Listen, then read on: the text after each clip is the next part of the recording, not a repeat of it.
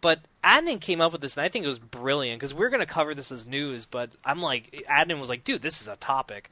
But recently there's been, and we'll give two examples in a moment, a lot of really crazy amount of Kickstarter games that are being resurrected, like genres that haven't been touched in ages by publishers that are being resurrected on Kickstarter. And, in the past, Kickstarter has always, released games and stuff like that. But there's two examples recently that really have kicked it up a notch. The first is a game called Yooka-Laylee, which is the spiritual successor to Banjo-Kazooie. And you could even, Banjo-Kazooie, musical instruments, ukulele, it's cute. It's a cute little, tie-in to it. And that's being made by people who worked with Rare. Yeah, a long time ago. They resurrected it, and I mean, it's doing really great. We'll get into that in a sec, though. And the second game, this is more recent, is a game called Bloodstained Ritual of the Night. And this is a game that's being developed by Koji Igarashi, who was the guy who created games like Castlevania Symphony of the Night. Basically any of those Metroidvania style Castlevania games that were released in like PlayStation and DS had a bunch of them and stuff like that before they made Lords of Shadow. He was in charge of all that. And basically both of these companies were like, we're not seeing these genres that we love so much, so let's go ahead and put it out there. And it's doing really good, dude. Like right now, Yooka-Laylee is in US dollars, and it's rising. They have 48,000 backers, and they've hit $2,388,395, and that's converted from I think pounds, because they're UK based. And wait, how much is it? Can you say again? In American, it's $2,388,395, based on 48,000 backers. So and they have 35 days to go. So they have like a month and some change, and they already have $2 million, and their goal was 270,000. So that game is going to be epic as hell. And then Bloodstained, which is kind of like the spiritual successor to Castlevania, which I actually, a little bit of full disclosure, but I actually pledged, money for it. I picked up the game. They have right now 20,000 backers, and they're at $1,559,955 with 31 days to go, and their goal was $500,000. So I think it's pretty safe to say that publishers are wrong sometimes. There is an audience for this. And, in the case of Bloodstained, I know very little about Yooka-Laylee. I know that 3D platforming genre has pretty much been dead aside from Mario and Sonic the Hedgehog, but we'll not talk about Sonic the Hedgehog on this podcast. And Bloodstained is kind of like that resurrection to, like I mentioned earlier, Metroidvania style. And Igarashi had said that he had spoken to Konami about it, and they're like, no one would want to make that game. And he's no longer with Konami. He's not, with them. But it's kind of funny on a side story how it just shows how wrong Konami is right now, They're busy with those Chinko machines. Leave them alone. I know, man. They're getting that money. And their way. And their gym spas and whatever the fuck they're doing. But dude, I've talked a bunch. I'm very impressed by all this. This is seriously like taking me by storm to see how much passion there is in this. What's your take on all this? Yeah, it's very it's surprising, especially how fast the Kickstarter funding has happened, how they kind of had to quickly adapt. Like Inafune's added like new milestones, and the same with the Rare team. They had to add new milestones. Like, if we reach this target, we can get it out on all consoles on the same day. Yeah, and the backing keeps going, and obviously you can keep seeing the numbers go up on some of them. I think one of the more interesting statistics, and I pointed this out to you a few weeks ago when we had the Guitar Hero Rock Band session. It was more about age. You have to imagine that Symphony of the Night came out in 1997. And take my age perspective. I was born, I'm not going to tell you when I was born, but I was young then. And more than, not 10 years on, but more than, almost a decade on. We'll just count it as that. But almost a decade on, I've grown up 10 years. If I was a huge fan of that, I now have money to invest in that game. Yeah. So you are aiming for an audience which had no money at one point and do have money now. So you got a huger kind of audience, and the internet's obviously the widespread of the internet has just kind of been that thing where people are backing everything. And like Inafune's a high-profile figure and regarded creating a quality game, so I don't understand why people do it. And yeah, publishers do get it wrong because Inafune obviously knew there's a market out there. He's done great, fantastic interviews over the last few days explaining how publishers weren't getting it. People do want another, a spiritual successor to Castlevania, or just a sequel to Castlevania developed by Inafune, and Konami's not getting that. And the same with the Ukulele project. Rare. They've been run down into the ground because of Microsoft. They just have. Like, their last best game, I would say, in my opinion, was Viva Pinata. Yeah. And they really kind of, like, sold it on that, And the fact that people are like, they can come onto Kickstarter and be like, we are the team that developed, Banjo and Kazooie, Donkey Kong Country games. This is this team, and we are going out independently to make this game. No publishers getting involved. You know what? People are like, I'm not getting any bullshit from PR teams. I'm not getting any other kind of bullshit from publishers. It's straight to the point. I think that's what the appeal about Kickstarter is. I think it works well in that kind of perspective. What I despise is when a publisher gets involved at the end, because that's just fucking stupid, because you don't need a developer. The entire point is that people have given you money for the reason that you don't have to get a publisher. Right. So it makes no sense why, when they do that, it really fucks me off. Because I'm like, you don't need a publisher. The entire point of going Kickstarter is going independent and having full creative control. So I think those two examples are good, but I think Kickstarter has a problem. I haven't donated to either of them, and I don't think I will, because Kickstarter is a good kind of platform, but at the same time it's very dangerous. And I think the example of Peter Molyneux's Kickstarter came from a few months ago, where it explored the internet again about that project that went dying down, and just like how, some people have literally taken the money and walked. I mean, like, he's got 1.5 million now. Inafune, he could walk and see you later. He's not going to, because he's a man of integrity. Well, I know they have like things to kind of like help you with that. I know, fail-safe. Yeah, like fail-safes. Like, they say it is their responsibility, but I mean, these guys, look, a lot of these people. It's not like eBay. Like, if I sold you a corrupt episode of the Game Headline Show, and you were like, Adnan, give me my money back, I'm like, fuck off, Chris, and I disappeared off the net. Right. Doesn't matter about that eBay would get your money back because they go through PayPal. Right. Like, it's just an immediate thing. They would not let someone run off with your money. It's as simple as that. But Kickstarter's a little bit. It's not. Yeah, they don't do that. They're basically like, look, once we're just an avenue. If you give them money, you're giving these people money. So you have to kind of like trust those people. But here's the thing. With these projects that are getting like millions and millions of dollars, they would have to be out of their goddamn minds to not go through with it, or if at the very end give a refund to people. Because do you know what kind of a backlash they would get? Like, people would. You never know. He could be on a Hawaii beach, Inafune, well, sipping his pina colada, that would $1 million in his back pocket. Dude, that would be the last time that guy ever. Like, people would like. I'm sure something legal would happen from that. So, I mean, especially all the support they're getting. I mean, he was, the what was it, Just Funny Games or whatever? Those people, like, they were hosting like this whole thing. I think with smaller publishers, like super indie developers that are asking for like a smaller amount, like 75,000, I think they're the people that are a lot more, like, you got to be iffy around. People that are asking for like 500 and end up getting like 3 million or something, I think it's more likely the game's going to be made than someone else. So you gotta. It's a case by case basis, because in this case, these are former Rare employees. They have street cred. You've seen their games. You probably own some of them. And same thing with Iga. He's his games are fucking phenomenal. And if you know who he is and you see the stuff he does, there's a lot you got to put in. I'll give you an example of a horrible Kickstarter campaign.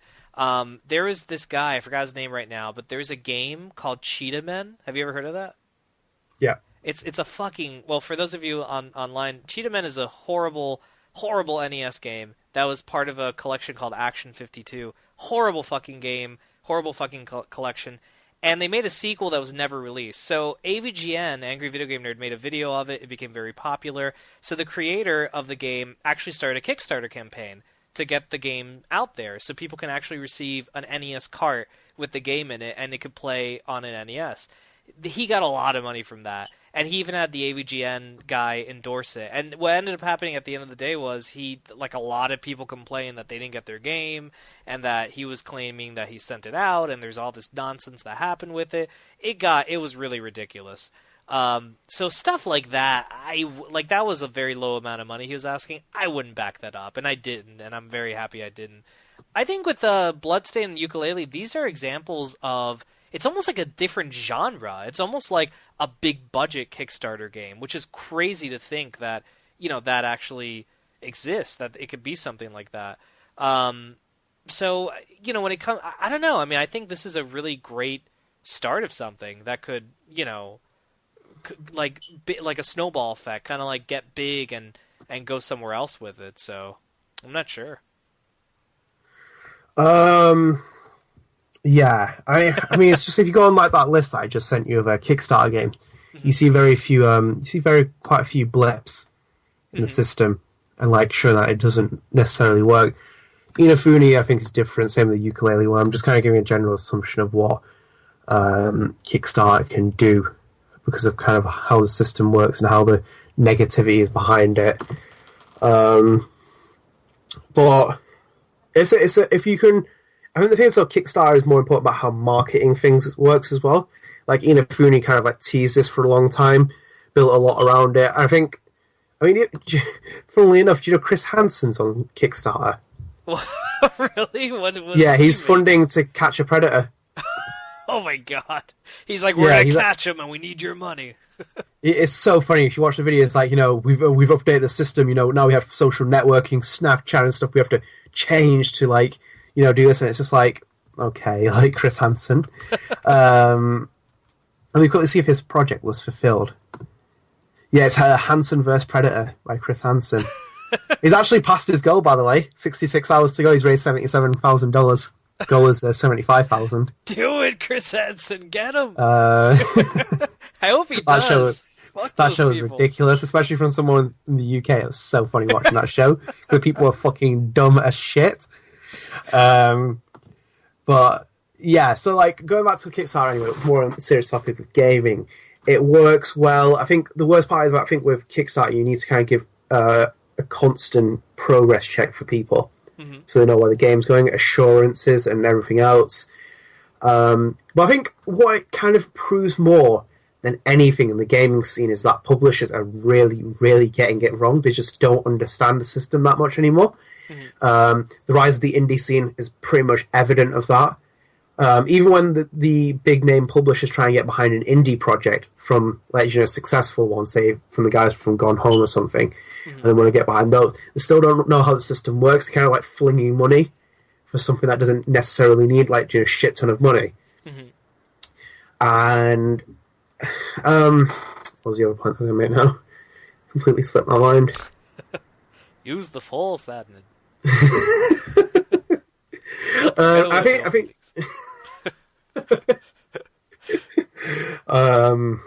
shit, I can't even destroy this fucking Death Star now. But yeah, the other one is more about creative freedom. Just as Inafune really wants that creative freedom to build, the spiritual successor to Castlevania. And I think that's what people really want. They want, a director to have full control. Same with the Rare team, the former Rare team, building Yooka-Laylee. They kind of when they are in full control, you're going to get the product that you want. And I think that's what more people are willing to put money behind. It's like, as you put money behind Inafune's game, I think that there's quality behind that game now. There's going to be, creative freedom. You're not going to get the no-nonsense bullshit of day one patches, false marketing. Obviously, granted, it makes their part harder of marketing the game in to another audience. But that's another thing as well. You kind of given them an audience in Kickstarter. If 5 million people back Inafune's game, he's already got 5 million people he's selling the game to. He doesn't have to do anything else. Yeah. And it's also quite dangerous as well, because you don't know what you're getting at the end of it.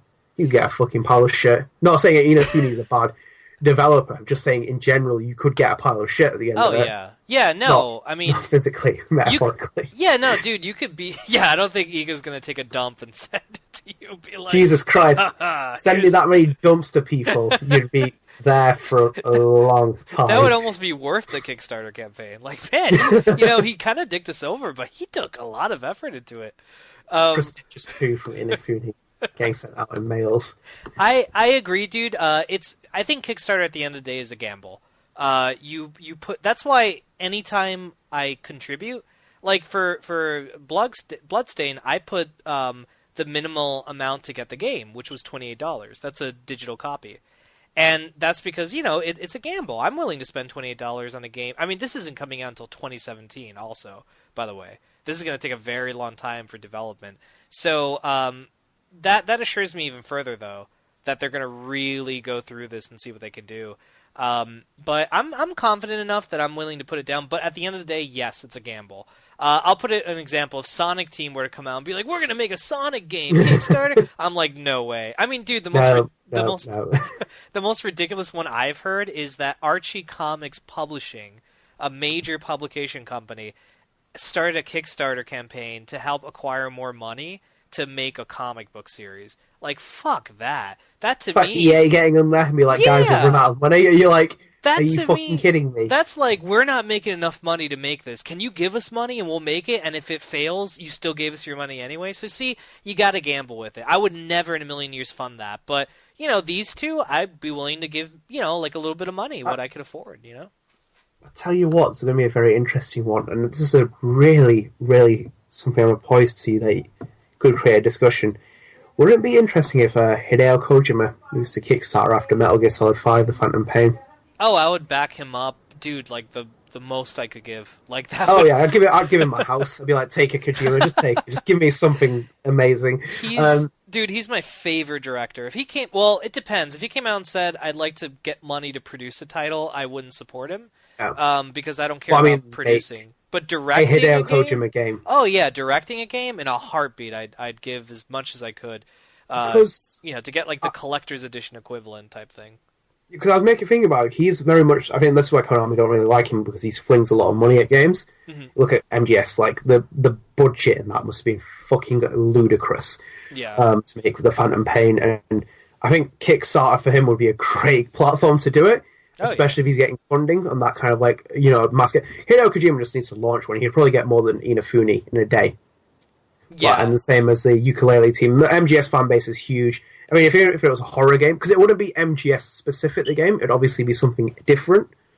So he's already appealing to wider demographic. But I think that a lot of developers will start to move to it. I think it's just being very cautious about it. The Molyneux case is really, really one of those ones that's highlighted Kickstarter for being really a dangerous game a little bit. Mm-hmm. Yeah, no, I would agree with that. It's almost like you can't get too comfortable, because then if you think, oh, we could just do it, and then you don't do it, like, you're going to feel like a fool. I think certain people, I definitely think Kojima could do it. I mean, in a heartbeat. That's the other thing as well, though. Looking at the personality of the person. Obviously, Hideo Kojima, Inafune, the former Rare team developing ukulele, you kind of see those people on, as you said, the people are going to swindle away out of money completely. Right. But obviously some other people you kind of a bit cautious about. And as you said as well, small budget ones you're kind of really cautious about, because if it's like $6,000 for a Kickstarter, you're a little bit like, they could, run from this very quickly. Yeah, I mean, I hope not, but I mean, anything's possible, at the end of the day. But yeah. All right, dude, I think we've reached our limit. I think this might be our longest episode. But I think so, yeah. But all right, guys, that is it for this week's episode. Be sure to follow the Gamer Headline Show on Twitter at TGH Show, or like our Facebook page, The Gamer Headline Show, for up-to-date episodes from Gamer Headlines' official podcast. Additionally, the Gamer Headline Show can be found on Podbean, Stitcher, iTunes, YouTube, Dailymotion, and of course right here at GamerHeadlines.com. Thanks for tuning in, guys, and we'll see you next week. See you later.